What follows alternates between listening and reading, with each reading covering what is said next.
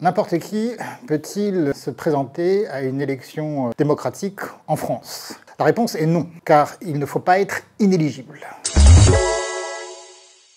L'inéligibilité, c'est quoi? Eh bien, c'est justement le fait de ne pas pouvoir candidater à une élection politique si on ne remplit pas certaines conditions. Dans les années 2000, le juge constitutionnel va estimer que l'inéligibilité automatique par détermination de la loi est contraire à un principe constitutionnel fondamental, puisqu'il a été posé en 1789 dans la Déclaration des droits de l'homme et du citoyen. Ce principe, c'est celui de l'individualisation de la peine. Ce qui va amener le législateur à faire évoluer la législation en maintenant le principe d'une inéligibilité automatique, mais en obligeant le juge pénal à justifier dans sa décision le prononcé de l'inéligibilité et en lui permettant de la diminuer ou de la supprimer en fonction des particularités de l'affaire. Dans une démocratie, trois sortes d'acteurs peuvent intervenir dans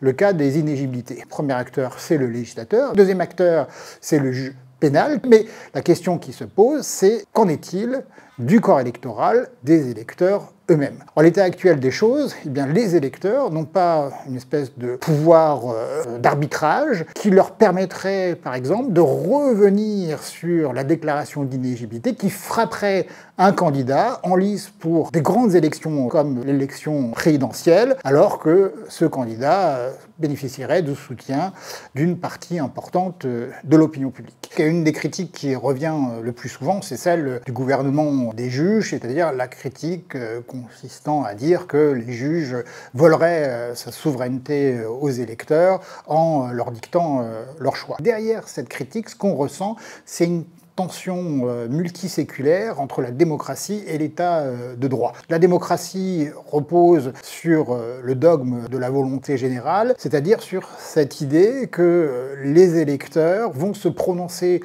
en raison sur les choix politiques qu'ils sont amenés à trancher dans les urnes, qu'ils vont faire abstraction de leurs intérêts égoïstes pour trancher en fonction du bien commun. L'état de droit, lui, repose plutôt sur la philosophie libérale, c'est-à-dire sur le souci de la défense des droits et libertés de chacun, mais aussi la défense des droits et libertés des minorités dont on ne veut pas qu'elles puissent être opprimées par la tyrannie de la majorité. La question se pose aujourd'hui dans ce contexte de savoir si l'équilibre historique entre l'état de droit et la démocratie n'est pas en train de s'essouffler. De tels sujets doivent donner lieu à débat public de façon à ce que la démocratie reste le pire des régimes, l'exclusion de tous les autres, pour reprendre cette belle formule de Winston Churchill.